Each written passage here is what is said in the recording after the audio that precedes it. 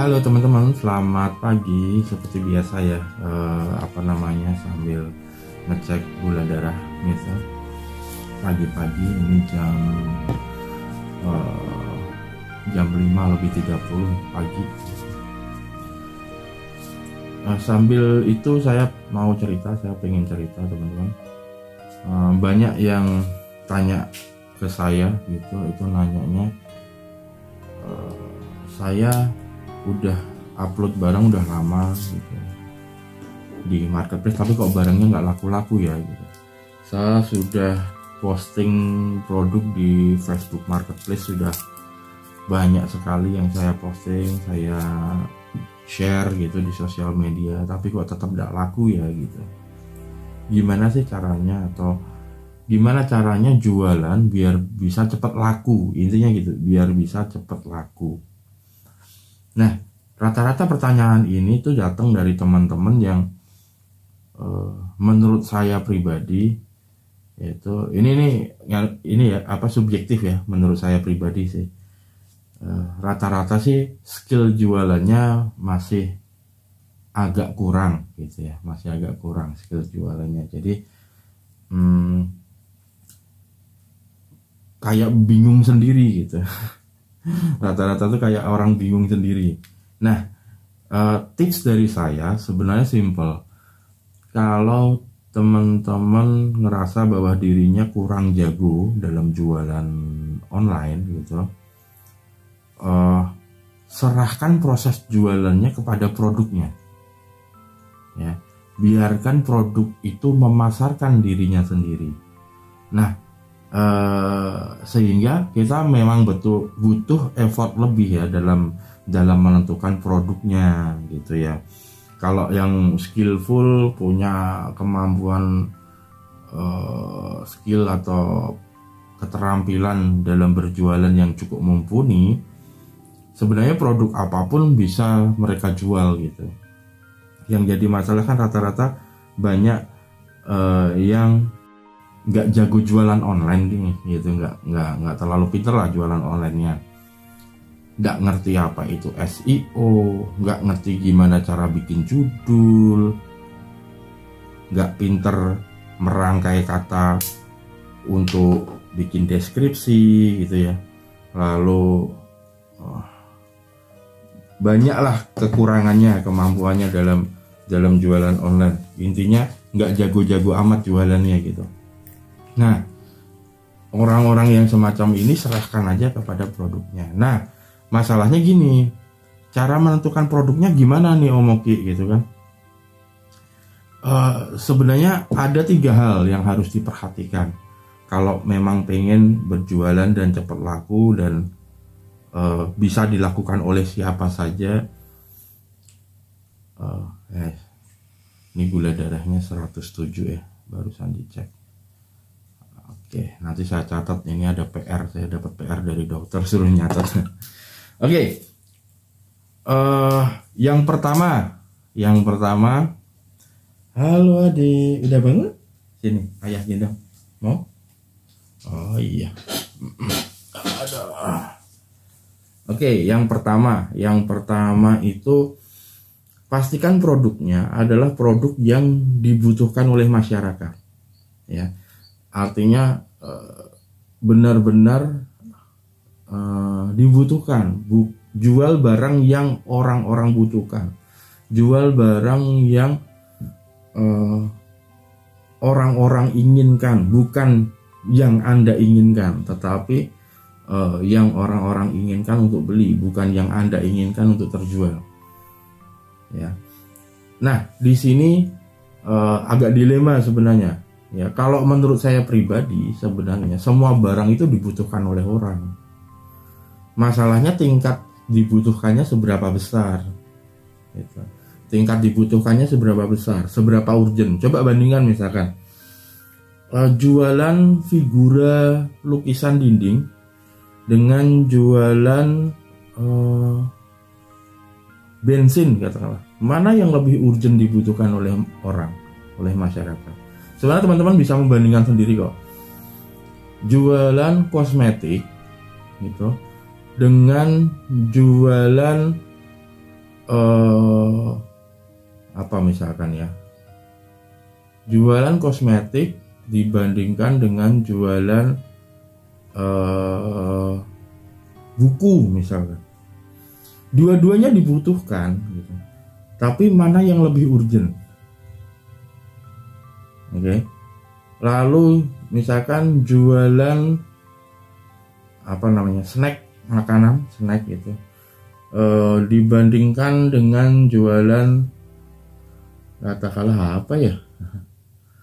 Snack dibandingkan dengan kopi-kopi instan misalkan. Ya. Kira-kira mana lebih dibutuhkan gitu? Mana yang lebih urgent? Ya. Itu yang pertama dulu. Tapi jangan bingung dulu. Ini pasti banyak teman-teman yang akan bingung melihat membandingkan. Sebenarnya bisa dicari sih datanya.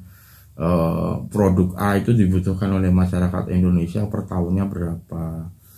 Misalkan jualan kopi nih ya, tinggal dicari aja infonya kebutuhan kopi domestik Indonesia berapa besar sih gitu. Dibandingkan dengan misalkan saya pengennya jualan kopi atau jualan gula Jawa ya gitu. Ya coba dicek aja kebutuhan marketnya itu seberapa besar gitu. Nah ini yang terkait yang kedua. Yang pertama tadi jual barang yang dibutuhkan, yang kedua pastikan produknya itu dibutuhkan oleh market yang lebih besar. Kalau pengen cepat laku dan cepat terjual, oke, pastikan marketnya besar. Contoh pembandingnya gini, saya jualan helm sepeda, ya, helm pesepeda dengan jualan snack. Kira-kira marketnya gedean mana? Oke, saya jualan kosmetik dibandingkan dengan jualan joran pancing. Kira-kira marketnya lebih gede yang mana? Ya, teman-teman udah bisa riset sendiri nih, bisa membandingkan. Yang tadi yang pertama produk harus dibutuhkan, yang kedua pastikan produknya dibutuhkan oleh market yang besar. Ini kalau pengen jualan cepat laku ya, gitu. Ya. Kakak mana kakak bangun? Tetapi teman-teman harus ingat juga gitu. Teman-teman harus ingat bahwa konsekuensinya gini. Kalau produk itu dibutuhkan, produk itu marketnya besar, semakin besar marketnya, semakin besar pasarnya, konsekuensinya adalah tingkat persaingan lebih tinggi. Karena biasanya market yang lebih besar itu jumlah orang yang jualan produk yang sama di market tersebut itu juga lebih banyak. Jadi konsekuensinya biasanya harganya itu lebih turun. Karena tingkat persaingan tinggi, itu konsekuensi logis dari hukum pasar gitu ya. Ya. Jadi kalau barangnya dibutuhkan, marketnya gede, itu biasanya harganya akan ketat nih bersaing. Sehingga teman-teman jangan mengharapkan laba yang gede dari situ. Ya. Jangan mengharapkan laba yang terlalu gede. Karena apa ya? Itu udah konsekuensi logisnya gitu. Harganya pasti lebih bersaing lah ya, bersaing kompetitif. Sehingga kita untuk dapetin laba nggak bisa, margin nggak bisa terlalu gede gitu. Lagi? Sini gendong aja kamu? Nggak mau? Gitu ya. Oke, yang ketiga adalah ini, pastikan produknya itu high customer retention. Maksud saya gini, retention itu berulang ya, kembali berulang gitu. Artinya customer itu akan datang ke kita berkali-kali. Bahasa gampangnya, orang itu customer kita harapkan untuk belanja berulang kali dan terus menerus. Bahasa kerennya sekarang ya repeat order gitu.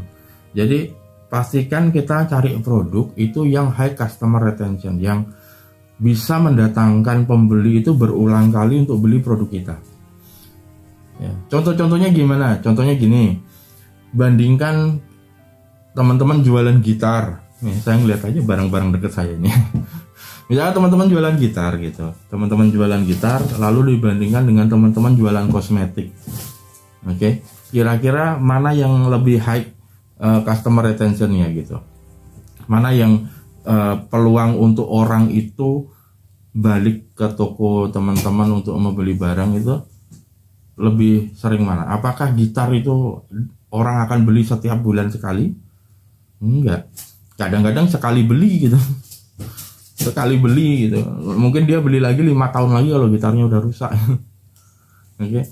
Tapi kalau kosmetik ya, bulan ini dia beli, bulan depan dia kemungkinan akan beli lagi kalau barangnya habis dan cocok dengan kosmetiknya. Begitupun dengan snack misalkan. Sekarang beli bisa jadi sebulan dia bisa beli 8 kali loh. Berulang, minggu depan beli lagi, habis lagi 3 hari lagi beli lagi gitu ya. Snack contoh, atau apa ya tadi misalkan bensin ya, orang akan butuh terus, dia akan retensinya akan tinggi, dia akan beli lagi, Oke. Sehingga untuk ngakalin tadi yang tingkat persaingannya tinggi ya, karena marketnya gede, yang jualan banyak, persaingan tinggi, harganya tipis, cara ngakalinnya ya retensinya harus tinggi gitu. Jangan jual barang yang retensinya jual barang yang marketnya gede, persaingan tinggi, margin tipis, tetapi retensinya juga kecil. Nah itu udah pasti tengah jalan udah habis itu usahanya, pasti berhenti proses jualannya karena labanya nggak akan seberapa. Oke, dan nggak bisa jangka panjang juga. Jualan apa gitu, mainan apa, ya udah trennya habis gitu ya. Saya contohkan produk-produk tren ini, kalau kita risetnya telat ya sudah gitu. Contoh misalkan teman-teman jualan dulu ada booming fidget spinner gitu, semua orang beli fidget spinner. Teman-teman jualan, wah market size-nya tinggi, persaingan tinggi, laba tipis gitu. Mungkin kalau yang awal-awal yang menciptakan trennya labanya bisa gede, tapi kalau teman-teman yang cuma ngekor tren yang ada, labanya pasti tipis. Setelah fidget spinner ini orang-orang udah pada beli, apakah dia akan retensinya akan muncul? Enggak.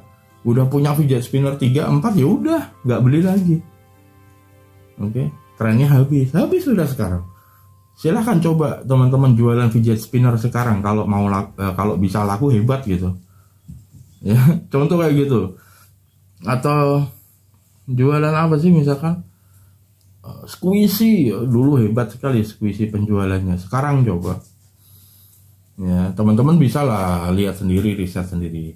Mungkin itu tips dari saya teman-teman, kalau pengen jualan cepat laku, kalau sudah memenuhi 3 kriteria ini, produknya itu dibutuhkan, ingat ya, dibutuhkan. Lalu yang kedua, produknya marketnya gede, size marketnya gede. Lalu yang ketiga, produk ini adalah produk yang high customer retention. Produk ini dia akan memarketingkan dirinya sendiri gitu. Produk ini akan memasarkan dirinya sendiri. Sehingga untuk teman-teman penjualnya itu sebenarnya nggak terlalu butuh effort yang tinggi untuk memperkenalkan produk ini gitu. Jadi ini tips buat teman-teman yang ngerasa dirinya kurang jago jualan. Apalagi nih kalau teman-teman jago jualan dan produknya memenuhi 3 kriteria ini, wah dahsyat, pasti laku kenceng banget kayak kacang goreng gitu ya. Pasti laku kenceng ya. Kalau misalkan teman-teman ngerasa skillnya kurang untuk jualan atau pusing gitu untuk mempelajari hal baru di dunia digital, serahkan pemasarannya kepada produknya ya. Produk yang memenuhi 3 kriteria itu. Oke. Ini anak saya ini udah padahal ini bangun tidur nih, masih ngantuk. Hah? Mau temenin ayah jalan-jalan? Adik, Dek, mau temenin ayah jalan-jalan nggak? Oke, saya jalan-jalan dulu ya, biasa bakar kalori mondar-mandir depan rumah. Ketemu lagi di video selanjutnya.